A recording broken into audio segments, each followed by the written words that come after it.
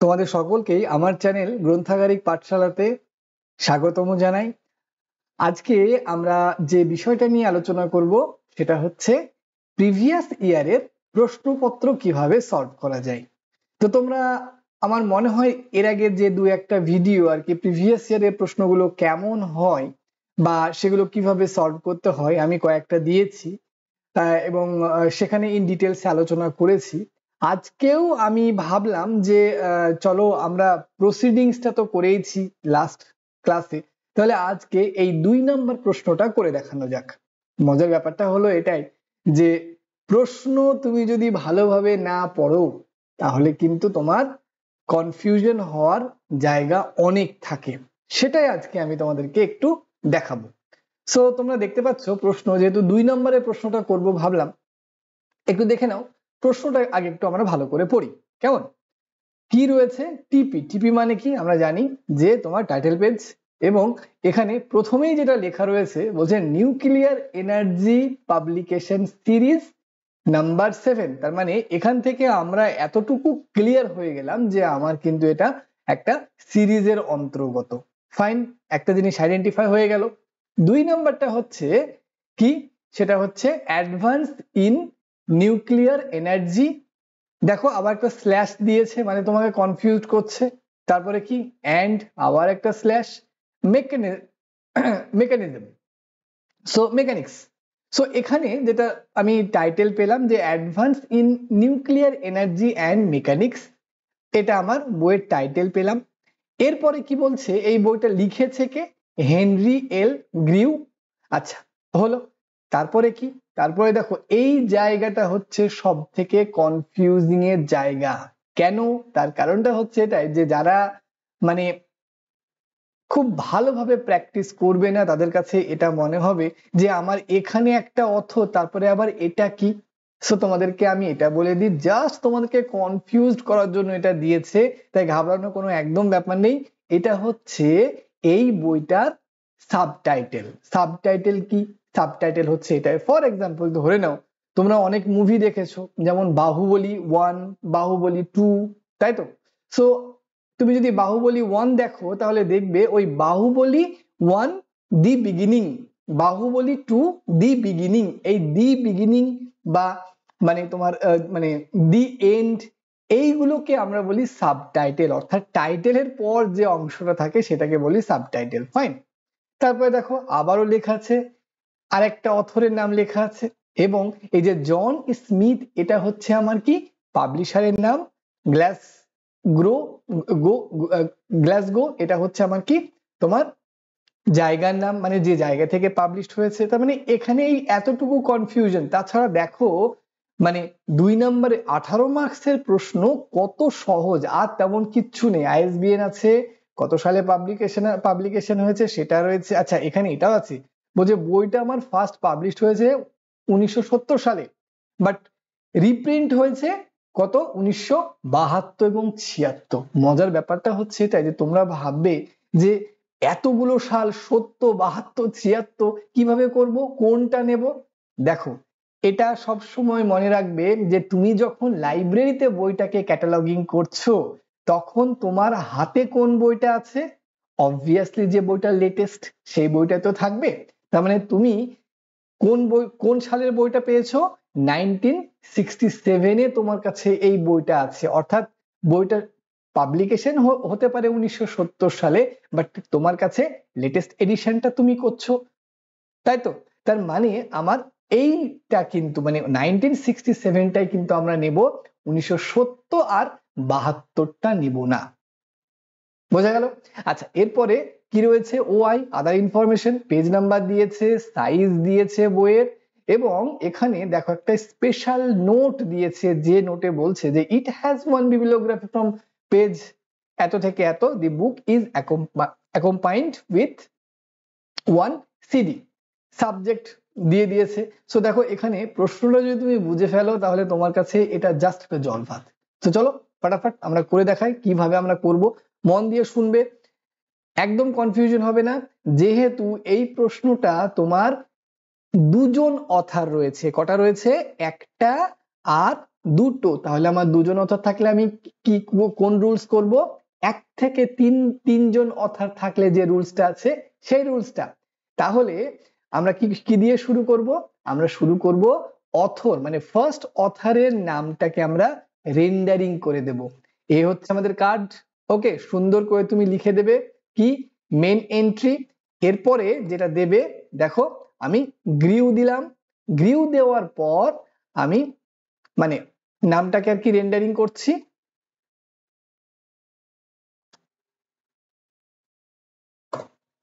ওকে, আমি এখানে কিন্তু নামটাকে রেন্ডারিং করে দিলাম। ফাইন, এখানে আরো একটা কথা বলি, এই যে গ্রিউ লিখলাম, কমা দিলাম, তারপরে দেখো আমি যেহেতু আমি এটা ওয়ার্ড ফাইলে করছি, তো আমি এই দাগের উপর দিয়ে লিখতে পারছি না। এবার তোমরা কিন্তু পরীক্ষাতে এই গ্রিউ লিখে এই দাগটার উপর দিয়ে হেনরি এল যেমন আছে তুমি তেমন কিন্তু লিখে দেবে। কেমন?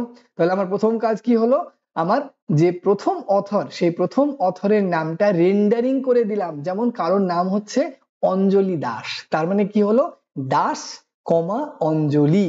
কারোর নাম হচ্ছে ধরে নাও যে অজয় কুমার পাল, তাহলে পাল কমা অজয় কুমার, এটা একদম ভুললে চলবে না। আচ্ছা, এর আমি শুরু কোথা থেকে করলাম, সেকেন্ড ইন্ডেনশন থেকে।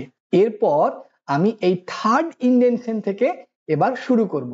কি শুরু করব দেখে নাও, থার্ড ইন্ডেনশনে বইয়ের যে টাইটেল, সেই বইয়ের টাইটেলটা আমার যেমন আছে আমি তেমন এখানে লিখে ফেললাম। ওকে, এখানে এই যে কমা বা স্ল্যাশ এই যা যা আছে এগুলোকে সব তোমরা লিখবে না, একটাও লিখবে না। দেখো অ্যাডভান্স, তাই তো, advance in nuclear energy and mechanics হলো।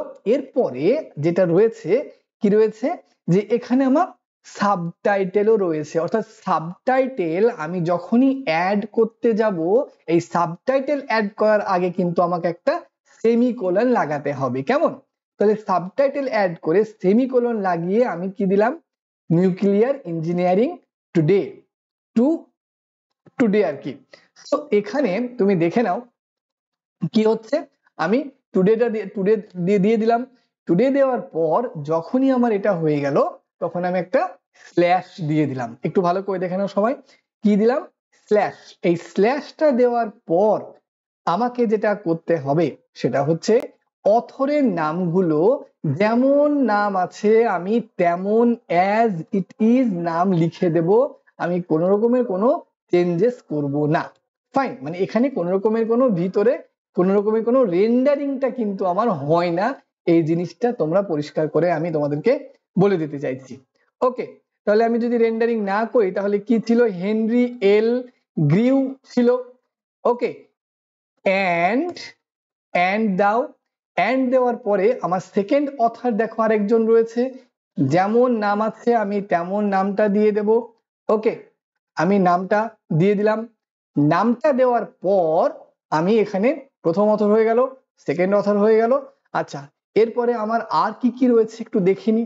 এখানে সেইভাবে যদি দেখি আমি, তেমন কোনো এডিশন বা অন্য এমন কিছু নেই যেটা আমার এখানে নেওয়ার মতো।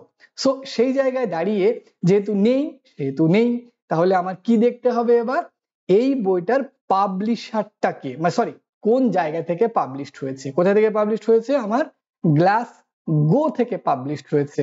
তাহলে আমি এখানে কি করব, জায়গা মানে প্লেস অফ পাবলিকেশন অ্যাড করার সময় রুলসে যেটা আছে সেটা হচ্ছে একটা ডট স্পেস বা স্টপ স্পেস একটা হাইফেন বা স্ল্যাশ দিয়ে এই জায়গাটা দিলাম।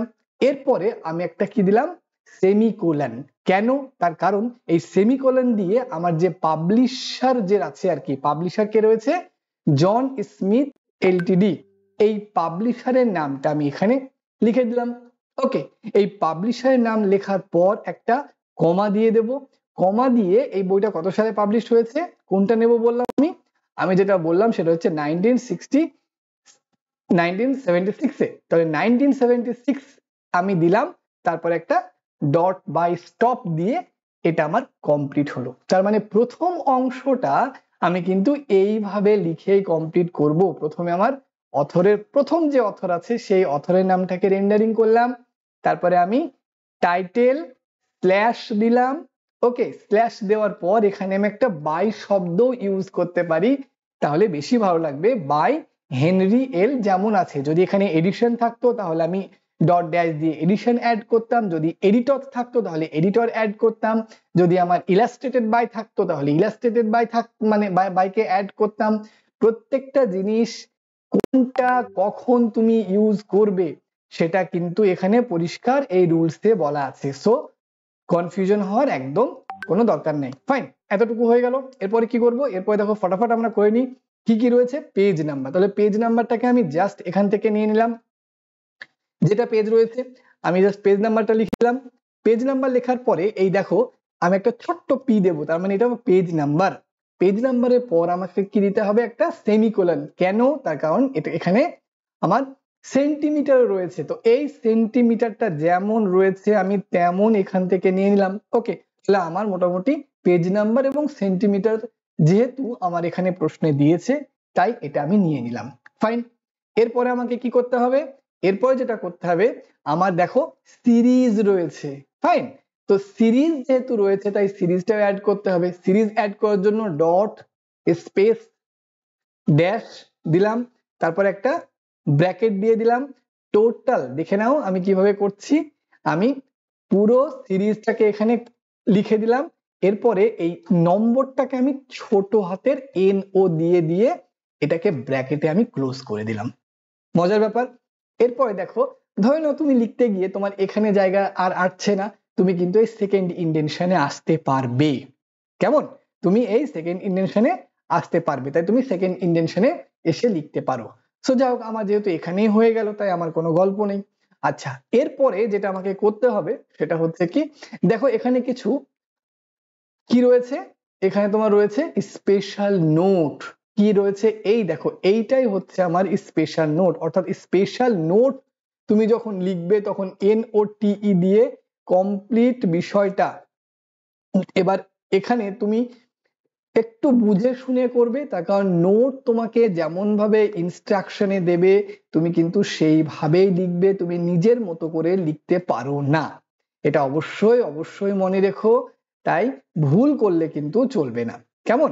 আচ্ছা, এরপরে দেখে নাও আমি কি করছি একে একে। যেহেতু আমার ওখানে আটলো না, আমি একটু বড় করে দিলেই ওটা আটলো না, তাই তোমরা যখন লিখবে কন্টিনিউশনে লিখে চলে যাবে। আমার স্পেশাল নোট এখানে দিয়ে দিলাম। স্পেশাল নোট দেওয়ার পর যেটা আমাকে করতে হবে বা যেটা প্রয়োজন সেটা হচ্ছে কি, বইটার ISBN নাম্বারটা রয়েছে, দেখো ISBN নাম্বার যেমন রয়েছে আমি তেমন ISBN নাম্বারটা এখানে দিয়ে দেবো। ফাইন, ISBN নাম্বারটা এখানে সেমিকোলনটাকে সরিয়ে দিলাম। তারপরে আমার কি রয়েছে দেখো, এখানে আমার বইটার প্রাইস দেখলাম, মনে হলো প্রাইস, না এখানে আমার আর তেমন কিছু নেই। তার মানে দেখো এখানে শুধু ISBN নাম্বারটাই আছে এই বইটার, আর কিন্তু তেমন কিছু নেই। তো আমার অলমোস্ট সব কাজ হয়ে গেল। এবার যেটা করব আমরা ট্রেসিং করব, তাই তো। তার মানে আমরা অ্যাডেড এন্ট্রি কি কি বানাবো সেটা একটু দেখে নিই। 1 নাম্বার দিয়ে প্রথমে আমাকে 1 নাম্বার দিতে হবে। 1 নাম্বার দেওয়ার পর আমার কি সাবজেক্ট, দেখো সাবজেক্ট এখানে উল্লেখ করা আছে নিউক্লিয়ার ফিজিক্স, তার মানে তোমাকে আমাকে বেশি ঝামেলায় পড়তেই হলো না, হয়ে গেল। তারপরে রোমান 1 দিয়ে আমাকে যেটা করতে হবে একটু মজার এবং খুব কনফিউজিং, অনেকে মানে কনফিউজড হয়ে যায় যে এবার আমরা কি করব, এখানে ট্রেসিং টাইপ কিভাবে করব। দেখো আমি আর তুমি, মানে আমি এবং তুমি দুজনে মিলে একটা বই লিখলাম, কেমন। তাহলে সেই বইটার প্রথম অথর দিয়ে তো অলরেডি এই মেন এন্ট্রিটা আমি তৈরি করছি, তাহলে কেউ যদি লাইব্রেরিতে এসে বলে যে সেকেন্ড অথরের নাম দিয়ে, ধরো আমার নাম শামীম আক্তার মুন্সি, তোমার নাম অঞ্জন দাস, তো শামীম আক্তার মুন্সি আগে আছে, লাইব্রেরিতে এসে কেউ যদি বলে যে অঞ্জন দাশের কি ওই বইটা আছে, বা অঞ্জন দাশের বইটা সে খুঁজছে, শামীম আক্তার মুন্সিকে সে চেনে না, তো সেই জন্য আমাকে যেটা করতে হবে সেটা হচ্ছে যিনি সেকেন্ড অথার রয়েছেন এই সেকেন্ড অথারের নামেও একটা ট্রেসিং করতে হবে, এবং এই জায়গাতে আমাকে কিন্তু রেন্ডারিং করে লিখতে হবে। তাই আমি দেখো গুডরিড কমা বি, ওকে আমি কিন্তু এখানে রেন্ডারিং করে লিখলাম। এরপরে আমি 2 দিলাম। 2 দেওয়ার পর এখানে আরো কিছু কি ট্রেসিং এ নিয়ে আসা যায়, আমার যদি ইলাস্ট্রেটেড বাই থাকতো বা ট্রান্সলেটেড বাই থাকতো তাহলে অবশ্যই তাদের নামগুলোকে রেন্ডারিং করতাম, বাট যেহেতু এখানে আমার নেই মানে নেই, বাট একটা জিনিস বাকি আছে, সেটা কি, সিরিজটা বাকি আছে, তাহলে আমার একটা সিরিজেরও অ্যাডেড এন্ট্রি তৈরি হবে। তো এই হচ্ছে আমার টোটাল প্রশ্ন, 2 নাম্বার 18 মার্কসের প্রশ্ন, আর এই হচ্ছে আমার অ্যান্সার, তোমরা নিশ্চয় দেখতে পাচ্ছ। ওকে, এতটুকু যদি তুমি পরীক্ষায় করতে পারো তাও তোমাকে 18-র মধ্যে মিনিমাম 12 থেকে 13 তোমাকে প্রশ্ন মানে যিনি এক্সামিনার উনি তোমাকে দিয়ে দেবে। চলো এবার আমরা অ্যাডেড এন্ট্রি গুলো করি, খুব সহজ। কি আছে দেখো, প্রথমেই মানে এটা হয়ে গেলে পরের কার্ডে এসে উপরে লিখবে অ্যাডেড এন্ট্রি সাবজেক্ট। কেমন, সাবজেক্টে কি হবে, এই যে নিউক্লিয়ার ফিজিক্স যে সাবজেক্ট, এখানে তুমি লিখে দেবে, লিখে দেওয়ার পর আমি কি করছি একটু ভালো করে দেখে নাও, এটা সাবজেক্ট অলওয়েজ ক্যাপিটালে লিখতে হয়। কেমন, এই সাবজেক্টটা আমি কি করলাম, আমি ক্যাপিটালে লিখলাম। কেমন, আচ্ছা এরপরে আমাকে কি করতে হবে, যেমন আছে আমি এটাকে তেমন করে দেব, মানে সেইভাবে, সরি দেখো দেখে নাও আমি কি করছি, গ্রিউ, ওকে। আচ্ছা এরপরে আমার কি হবে, অ্যাডেড এন্ট্রি গুলো একদমই জলের মতো সোজা হলো, এতটুকু করলে। আচ্ছা এরপরে তোমাকে আর কিচ্ছু করতে হবে না, মানে দেখো আমার এনার নাম দিয়ে হলো, আবার সরি হ্যাঁ মানে এখানে ওনার নাম দিয়ে হলো, এরপর আমি কি করলাম, সাবজেক্ট মানে কোন সাবজেক্ট, নিউক্লিয়ার এনার্জি। আচ্ছা এরপরে এখানে আমি একটা ব্র্যাকেট দিলাম, দিয়ে লিখলাম rest as in the main ENTRY entry, হয়ে গেল। এই হচ্ছে আমার অ্যাডেড এন্ট্রির একটা ট্রেসিং হয়ে গেল। এরপরে আমি কি করব, এই সেকেন্ড অথরের নামে করব। ফাইন, তাহলে সেকেন্ড অথরের নামে কি করব, তোমরা একদম দেখে নাও কত সহজ। এখানে আমাকে লিখতে হবে, টাইটেল লিখলে হবে না, কি লিখতে হবে, সেকেন্ড AUTHOR, ওকে, সেকেন্ড অথর। ফাইন, তাহলে আমি কি করলাম দেখে নাও, সেকেন্ড অথরে আমি যেমন আছে এই এই জায়গায় সেকেন্ড অথরের নামটা হয়ে যাবে, এই যেমন রেন্ডারিং করা আছে, তোমাকে কিচ্ছু করতে হবে না, জাস্ট দেখে নাও কিভাবে করলাম, দেখে নাও কি করলাম, শুধুমাত্র এই উপর দিয়ে সেকেন্ড অথরের নাম লিখে দিলাম, আর যেমন ছিল rest as in the main entry সেই একইভাবে করলাম, হয়ে গেল। এরপরে আমার সিরিজ আছে, সিরিজটাকে আমি আবারও দেখো নিয়ম আমার একই, ঘুরিয়ে ফিরিয়ে সব নিয়ম এক, সিরিজ, ওকে। আমি কি করব একটু দেখে নাও তোমরা, অ্যাজ ইট ইজ, কিচ্ছু না, এগুলো 2 মিনিটের কাজ আর কি, তোমরা পরীক্ষাতে এটা হচ্ছে 2 মিনিটের কাজ।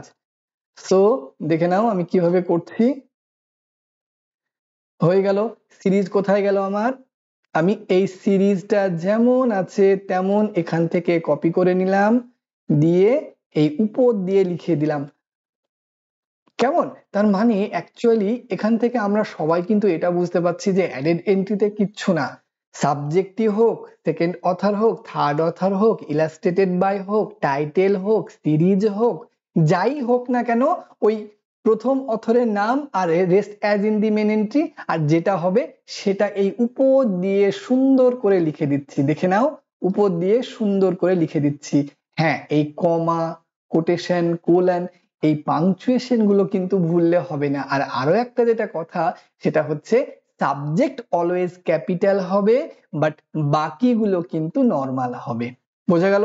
আচ্ছা এরপরে তুমি যদি ভাবো যে আমি এখানে আরো একটা অ্যাডেড এন্ট্রি করব, সেটা কি অ্যাডেড এন্ট্রি, এখানে আমি কটা করেছি 1 2 3, আমি চলো এখানে আরো একটা আমি করে দিলাম, সেটা কি, এই বইয়ের টাইটেল দিয়েও তো কেউ সার্চ করতে পারে, তাহলে এবার কি হবে আমার অ্যাডেড এন্ট্রি টাইটেল, কি হবে অ্যাডেড এন্ট্রি টাইটেল, তার মানে এখানে আমাকে লিখতে হবে অ্যাডেড এন্ট্রি ব্র্যাকেটে টাইটেল। ফাইন, দেখো কত মানে এর থেকে সহজ আমার মনে হয় না যে আর অন্য কিছু হতে পারে। ফাইন, তার মানে আমি এখানে বইয়ের টাইটেলটা কি রয়েছে, কমপ্লিট। এই যে বইয়ের টাইটেলটা রয়েছে এই টাইটেলটাকে আমি দেখো কপি করে নেব। কোথায় গেল, সরি, অ্যাডেড এন্ট্রি টাইটেল কোথায় গেল, এই তো। ওকে, দেখে নাও আমি এখানে পেস্ট করে দিলাম। এবার আমার আরো একটা ব্যাপার, সেটা হচ্ছে টুডে। ওকে, তাহলে এখানে দেখো আমি কিভাবে লিখলাম, একদম এই কোনায় থেকে শুরু করলাম, লিখতে লিখতে লিখতে আমার এখানে জায়গা শেষ হয়ে গেল। আমি এবার এখানে এতটুকুই লিখলাম, আমি কিন্তু এই সেকেন্ড ইন্ডেনশনে গেলাম না, তার মানে থার্ড ইন্ডেনশনের মধ্যেই কিন্তু আমি থেকে গেলাম। এটাও কিন্তু অবশ্যই মনে রেখো, যেহেতু এটা একটা টেকনিক্যাল ব্যাপার, কেমন। বাট বাকি যা ছিল সেটা কিন্তু আমার একদম একই রয়েছে। সো দেখো, একটা অ্যাডেড এন্ট্রি, দুটো অ্যাডেড এন্ট্রি, চারটে অ্যাডেড এন্ট্রি করলাম, আর এই সামান্য মেন এন্ট্রি করলাম। আমি এখানে 18র মধ্যে 18 মার্কস কিন্তু পেয়ে গেলাম। সো আশা করি তোমরা সবাই বুঝতে পেরেছো। যদি তোমাদের কোনো অসুবিধা হয় অবশ্যই আমাকে জানাবে, অবশ্যই কমেন্ট করবে, আমি চেষ্টা করব তোমাদের কমেন্টে রিপ্লাই দেওয়া। বাট আমার মনে হয় না যে তোমাদের কোনো সমস্যা হবে এক্সামে, যদি এই ভিডিওগুলোকে একটু ভালো করে মনোযোগ দিয়ে দেখো। এবং প্রিভিয়াস ইয়ারে যেহেতু আমি তোমাদের সব পেপারগুলো তো আর এইভাবে সলভ করতে পারবো না, কিছু কিছু কিছু হয়তো সলভ করে দেবো, তাই তোমরা নিজে থেকে সলভ করো। যদি কোনো রকমের কোনো কনফিউশন অবশ্যই হবে আমাকে জিজ্ঞাসা করবে, আমি চেষ্টা করব তোমাদের কমেন্টে রিপ্লাই করে তোমাদের প্রশ্নের সলভ করা। সো যাই হোক, আজকে এখানেই, সবাই ভালো থাকো, সুস্থ থাকো, এবং অনেক ভালো করে ক্যাটালগিং করো, পরীক্ষাতে অনেক ভালো পারফর্ম করো। Thank you so much.